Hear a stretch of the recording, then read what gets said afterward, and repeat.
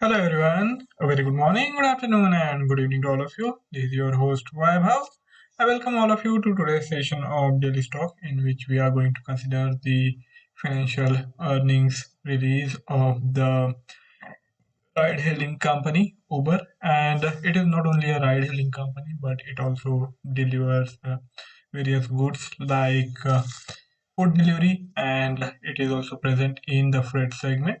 So we have these three key segments in which the Uber operates, and in all these segments, apart from the freight segment, we have seen growth for the quarter on quarter as well as for year on year term. So we will see how these positive outcomes are impacting the prospects of the Uber as we are in the first quarter of fiscal year 2024. So we are looking back at the financial earnings of the fourth quarter of 2023 to get a idea, get the insight into the company's business operations to see if there is scope for further growth in the coming quarters, or you can even say coming years. Let us now head to the earnings report, earnings release, which is available on its investors relation page. It is a publicly available document which you can refer for fine print. I will be taking you through the key highlights of the Uber's earnings, and for all the details, you can always access the page. The key highlights of the fourth quarter for the Uber are that its gross booking have grown in double digits.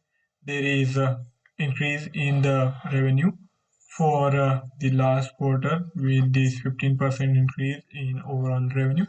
Its total revenues are just little shy of $10 billion mark.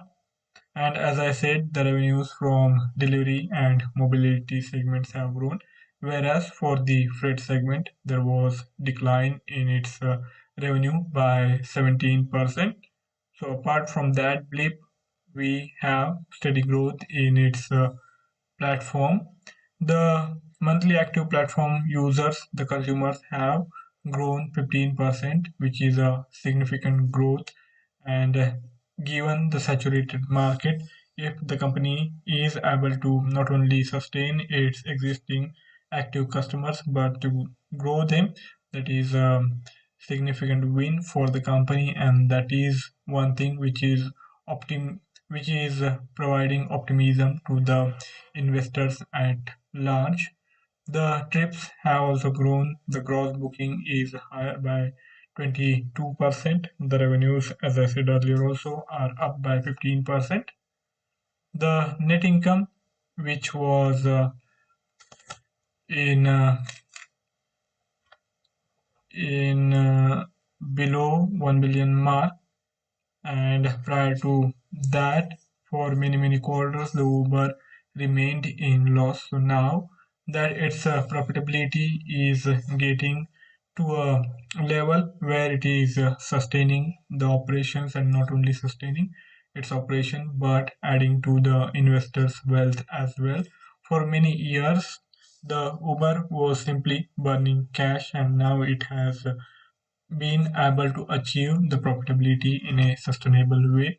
If you remember, the last quarter I had done the webinar for the third quarter's earnings, and there also I was stressing this point. So there is a significant achievement on the company's new development initiatives. Let us now look at the Uber's consolidated statement of income to see how its margins are shaping up. This is the balance sheet. Coming to the consolidated statement of operations, here you can see that there is significant revenue growth in terms of year on year. For the whole year also, there is growth of 22%, and the company has been able to grow the business. As a result of that, its revenue has risen significantly. Now, if we look at these earnings, the net income, the quarter's earnings are also up, with it being able to generate almost US dollar 1.5 billion from just over 500 million a year back. And if you look at the total income for the year, it is now close to the US dollar 2 billion mark, whereas earlier in 2022 there was significant loss of almost US dollar 9 billion. So this is a turnaround story, and I feel now the Uber has reached the inflection point, and from here onward it is more likely to grow, and its profit is also likely to grow in tandem with its revenues, as it has been able to stabilize its business model, reduce the operating cost, and grow in market share as well as its operating margins. And looking at its cash flow statement, the cash provided by the operations was at a healthy level of US dollar 1.7 billion,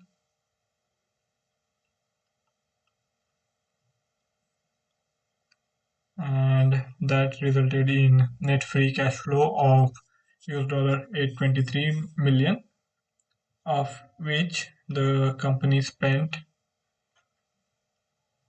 US dollar 819 million in investing activities, and from financing activity it was able to generate US dollar 46 million.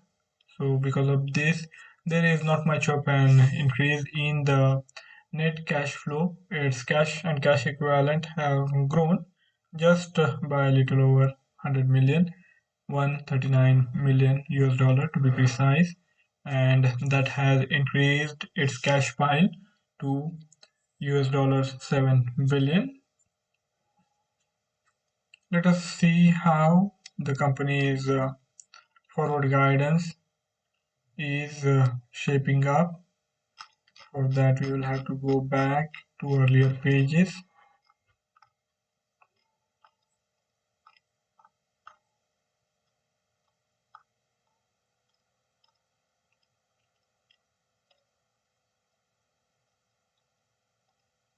I'm unable to spot here the forward guidance.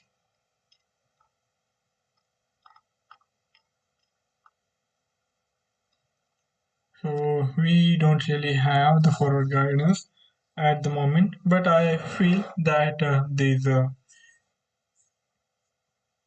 growth is likely to be sustained, and Uber has reached a inflection point where it's likely to remain in the profitable side after having suffered many quarters, many years on the negative cash burning side. The only question which will remain is how much net profit it will be able to generate, and whether it can turn around its freight segment, which has seen decline in the revenues, but it was also impacted by a challenging freight cycle. So the company is also optimistic on that ground, though it generates the least revenue, but still it is a crucial segment for the company, along with the delivery and mobility. Mobility brings in the largest revenue, after which after it comes the delivery segment, and then the freight segment, which is the smallest of these three. Now let's turn our gaze to the technical side of the story to see how things are looking for the share price of the Uber. The Uber share price has been rallying higher consistently for last couple of months. If you were tracking its share price movement, I think there were opportunities to adopt a buy on dips approach, and even though these elevated levels, the momentum is still favorable for the continuation of rally, though it increases the risk because if in the eventuality of it simply going sideways, we might end up losing money. So that is something which we need to be mindful. Apart from that, there is not much of an price indication which would suggest to go short. It is still a buy on dip stock. It is a bullish stock, and only thing which I think can be assuring of making money is to go and keep looking for buying opportunities.